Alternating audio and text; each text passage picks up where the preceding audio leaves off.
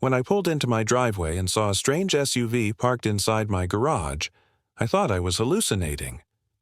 No, it wasn't a trick of the light. It wasn't a delivery driver or some poor lost soul who couldn't read house numbers.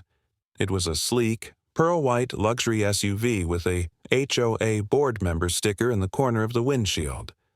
The garage door was open, my own driveway was blocked, and the neighbor across the street, sweet old Mrs. Heller, was standing on her porch with a mug of tea, watching like she'd bought front-row tickets to the drama. I just sat there in my car, stunned, engine still idling. The audacity was almost impressive. Who does that? Who looks at someone's garage and thinks, yes, this belongs to me now? I swear my heart rate doubled, not from fear, but from the sheer simmering disbelief. I killed the engine, stepped out, and walked into my own garage like I was trespassing on my own property. The SUV smelled like leather and expensive perfume, definitely not mine. Then I saw it. A clipboard tucked under the windshield wiper. My name, scrawled in big letters. A note. Per temporary reassignment. HOA approval granted for event parking. Linda, HOA President. I laughed out loud, sharp and bitter, and Mrs. Heller across the street nearly dropped her mug trying to pretend she wasn't watching. Here's the thing about Linda. She's the kind of woman who thinks being president of the HOA makes her the mayor of the cul-de-sac. She sends out letters about unsanctioned garden gnomes. She corrects people on the difference between power washing and pressure washing. At our last meeting, she actually tried to introduce a noise curfew for leaf blowers 8 a.m. to 8:15 a.m. because any longer is disruptive. So when I saw her note, none of it shocked me. Not the arrogance, not the entitlement, just the brazenness of thinking I wouldn't notice. Still, I called her. She answered on the second ring, chipper and rehearsed, like she'd been waiting for me. "Oh, you saw the note," she said, as if I'd just received a bouquet of flowers. "Yes, Linda, I saw the note. Why is there an SUV in my garage?" "It's mine," she said, perfectly casual. "We needed extra space for the HOA welcome luncheon tomorrow, and since your garage is well centrally located, I reassigned it, just for the weekend." "Reassigned?" I repeated. "Technically," she continued, her tone sharpening, "the HOA maintains the exterior of all attached garages, which makes them common interest property. It's in the bylaws, Section 6, Paragraph 3. Look it up." Now, I had looked it up once because of course Linda loves her bylaws like they're scripture, and I knew exactly what it said. The HOA maintains exterior paint and roof repairs. Nowhere did it say Linda could turn my garage into her personal valet lot. "That's not what it means," I snapped. "You can't just put your car in my garage without permission." There was a pause, then that thin smile I could hear even through the phone. "Oh, but I can. It's temporary." And everyone agreed at the last meeting. I glanced across the street again. 3 neighbors were now gathered on Mrs. Heller's porch, whispering and peeking over mugs. Everyone hadn't agreed, everyone had been railroaded. That's Linda's specialty. She corners you, tosses around words like community interest and collective benefit, and before you know it, you've nodded just to make her stop talking. I ended the call before my blood pressure did something irreversible. That night, I walked into my garage and stared at her SUV, gleaming under my fluorescent light like some smug intruder. I paced around it, ran my fingers across the hood, imagined calling a tow truck. I pictured Linda shrieking at the curb while a stranger hooked her precious car to a winch. But then I remembered. She controlled the HOA fines. One call from her and I'd be slapped with unauthorized vehicle removal fees. She'd probably even try to stick me with her tow bill. No, this needed precision. Not rage, not an impulsive act. Something quieter. The next morning, the luncheon unfolded 2 houses down. My garage stayed shut, SUV inside while guests parked all over the cul-de-sac. I caught glimpses of people sneaking peeks, whispering as they passed. They knew. They all knew Linda had commandeered my garage like a dictator setting up base camp. And Linda? She strutted past my driveway twice, her heels clicking, not even glancing in my direction, like she owned the whole block. That was when the idea first struck me. Watching her walk by, smug and untouchable, I realized I didn't have to argue. I didn't have to yell. All I had to do was make her believe she'd won. Let her settle in. Let her get comfortable thinking my garage was her kingdom. Then, when the timing was perfect, I'd slam the door literally and figuratively and remind her whose property it really was. But I'm getting ahead of myself, because before I could carry out the plan, I had to endure one more insult. On Monday morning, I came home from work to find a letter taped to my door. HOA letterhead. Formal language, Linda's signature. As discussed and approved, the HOA will maintain temporary access to your garage for designated board use. Please ensure continued cooperation for the good of the community. I stood there with the letter fluttering in the breeze, neighbors' curtains twitching as they watched me read it. My fists clenched, my jaw tightened, and right then I decided. If Linda wanted a war, I was done playing defense. The garage door groaned shut behind me that night, locking her SUV inside. My pulse raced with anticipation. And that was the last time Linda would ever casually walk into my garage. I heard the click of the new deadbolt and smiled, because Linda had no idea she'd just been trapped by her own arrogance. That sound, the metallic snap of finality, was better than any gavel at an HOA meeting. It wasn't just a lock, it was a promise. A guarantee that for the next 5 days, Linda's gleaming SUV would sit in silence, imprisoned by her own entitlement. The thought made me laugh out loud in my empty garage. Even the oil-stained concrete seemed to echo back a conspiratorial chuckle. You have to understand. Linda thrived on access. She strutted around the neighborhood like it was her stage, always in motion, always in command. Blocking her off, shutting her out, it wasn't just revenge, it was sabotage of her entire identity. And I knew, deep down, the longer that SUV sat untouched behind my newly reinforced lock, the more unhinged she would become. 2 hours later, suitcase in hand, I backed out of my driveway. I didn't look at the garage. I didn't wave at the neighbors who paused mid-lawn mow to watch me leave. I just smiled. I had a plane to catch, 5 glorious days of freedom ahead, and the queen of the HOA locked in her own checkmate. Of course, I wasn't naive. I knew Linda would find the lock almost immediately. The woman has a sixth sense for things she doesn't control. I pictured her marching up in her kitten heels, note in hand, ready to demand her garage, only to realize she couldn't open the door. I wondered how long it would take before she started making phone calls. Tow trucks? Locksmiths? The police? What I didn't anticipate was the sheer spectacle of her meltdown. On the second day of my trip, my phone lit up with notifications. Missed calls, voicemails, even a group text thread from neighbors I hadn't spoken to in years. Everyone was buzzing. Apparently, Linda had discovered the lock early that morning. She'd rattled the handle, tugged on the door, then launched into a full-blown performance in the middle of the cul-de-sac. "She's screaming theft," one text read. "Emergency HOA meeting tomorrow night. You're on the agenda," another said.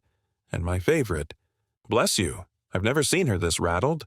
I listened to one of Linda's voicemails out of pure curiosity. Her voice trembled with rage, but tried to sound official. "This is an urgent matter. You have unlawfully detained my vehicle. That constitutes theft under state law. Failure to comply will result in immediate escalation to law enforcement. I strongly suggest you return at once." I laughed so hard I nearly dropped my phone. Theft? For locking my own garage? It was classic Linda. Twist the bylaws, weaponize the language, hope people were too intimidated to push back. But I wasn't there to push back. That was the beauty of it. I was miles away, sipping a watered-down cocktail at an airport hotel, watching the chaos unravel in real time through a steady stream of neighborly gossip. The HOA meeting that night was apparently legendary. I wasn't there, but the texts painted the scene in vivid detail. Linda had called it emergency business, and insisted everyone attend. She stood at the front of Mrs. Heller's living room, the unofficial meeting hall, red-faced and flustered, clutching a stack of bylaws like they were holy scripture. She kept pointing to Section 6, one neighbor texted me, but nobody could figure out how garage paint maintenance equals car storage rights. Another added, "She called you a rogue homeowner." We almost applauded. The pièce de résistance. Linda tried to motion for immediate fines against me for illegal lock installation. But the board, her loyal inner circle, hesitated. Even her closest allies looked uncomfortable. You could almost feel the tide turning. People were tired. Tired of her demands, tired of her power plays, tired of the endless letters about trash cans and porch lights. And now, with her car literally held hostage by her own abuse of authority, the neighborhood was savoring every second of her unraveling. Still, Linda didn't quit. According to the notes I got afterward, she raised her voice until her words cracked, declared that the integrity of the HOA was at stake, and even threatened to involve the police. Someone said she tried dialing 911 in front of the group, only for the operator to politely inform her it was a civil matter. That humiliation alone must have burned hotter than the July sun outside. By the third day, her panic shifted into desperation. She sent me an email subject line in all caps, "Last chance to avoid consequences." In it, she demanded compensation for theft, emotional distress, and reputational harm. I pictured her drafting it at 2 a.m, fury dripping with every keystroke while her SUV sat quietly suffocating behind my garage door. Meanwhile, my neighbors fed me updates like reporters covering a live scandal. "She's pacing her driveway again." "Pretty sure I saw her try to peer under your garage door with a flashlight." "She just told the landscaper you committed fraud." The gossip was better than cable television. But even as I lounged by the hotel pool, I knew this couldn't go on forever. At some point, I'd have to come home and face her. The lock wouldn't just enrage Linda, it would corner her. And cornered people get unpredictable. On the 5th night of my trip, as I packed my bag to return home, I checked my phone one last time. A new voicemail from an unfamiliar number blinked at me. I pressed play. "This is Officer Daniels with the local police department. We've received a complaint from your HOA president regarding alleged unlawful detainment of property. We'd like to discuss this matter with you upon your return." The voice was calm, official, unhurried, but it chilled me all the same. Linda had finally escalated, and when I pulled back into the neighborhood, she'd be waiting. When I got back, the entire neighborhood was waiting on my lawn like it was the finale of a soap opera. I mean, everyone. Lawn chairs unfolded, coffee mugs steaming, dogs straining at leashes. Mrs. Heller had her knitting out like this was Shakespeare in the park. And in the center of it all stood Linda, face flushed tomato red, clipboard clutched to her chest, voice rising above the chatter as if she were leading a protest march. I barely had time to put the car in park before she stormed forward. "Compensation," she bellowed. "Emotional damages, reputational damage, unlawful imprisonment of private property." It was less of a greeting and more of a lawsuit screamed across the driveway. Neighbors gasped, chuckled, whispered. I stepped out of my car, suitcase still in hand, and just soaked it in. The sight of Linda trembling with rage while her pearl-white SUV sat musty in my garage hood, coated in a thin film of dust. Chrome, no longer gleaming, was sweeter than any vacation cocktail. She jabbed a finger at me. "You are liable. You will pay. And if you think this community is on your side, you are gravely mistaken." Except the thing was, the community wasn't on her side anymore. The days I'd been gone had been a slow unraveling for Linda. The police? They hadn't done more than leave me a polite voicemail. "Civil matter," they'd said, the same thing they told her. That, alone, bruised her ego. But the real damage came from the emergency HOA meeting she'd staged to rally support. Neighbors filled me in while she fumed on my lawn. She'd ranted, waved bylaws in the air, and accused me of grand theft auto. But here's the twist. Instead of nodding along, the board had started asking questions. Dangerous questions. Like why were HOA funds showing as miscellaneous landscaping expenses every month? Why did Linda's lawn look like the cover of a magazine while everyone else's had brown patches and crabgrass? And how exactly did she justify reimbursing herself for presidential duties, including $600 worth of catered lunches at a restaurant conveniently owned by her cousin? It had all come spilling out, one petty abuse after another. And once the cracks showed, the whole dam broke. So when Linda puffed her chest and demanded payment on my lawn, the neighbors didn't rally behind her. They leaned back in their folding chairs, sipped their coffee, and waited for the show. I set my suitcase down and folded my arms. Linda, your car's been in my garage for 5 days because you parked it there without permission. You want to talk about damages. I think the mildew smell is your own doing. That earned a laugh from someone in the crowd. Linda's eyes darted, panicked as the tide visibly shifted against her. "This is not a joke," she snapped. "This is theft. This is harassment. This is grounds for immediate removal from the community." "Oh, you mean like how you reassigned my garage as common property?" I shot back. "Funny, because the board looked into that while I was gone." Her face fell just slightly, just enough for me to see she knew what was coming. That's when Barbara, the board's secretary, stood up from her lawn chair.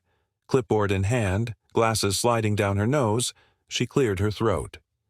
"Linda, as of last night's vote, you're no longer HOA president.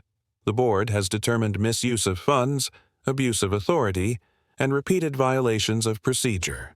Effective immediately, you're relieved of your duties." The words hit harder than any lock I could have installed. Linda staggered, grasping for control. You can't. I built this HOA from the ground up. You need me." "No," Barbara said firmly, her voice carrying across the lawn. "We don't." A murmur of approval rippled through the crowd. Someone clapped, then another. Soon the applause grew, not thunderous but steady, like a slow-motion eviction notice being served in real time. Linda's SUV sat behind me, trapped and silent, the perfect backdrop to her downfall. Her crown jewel imprisoned by her own arrogance while the empire she ruled crumbled in front of her neighbors. I stepped closer, lowered my voice so only she could hear.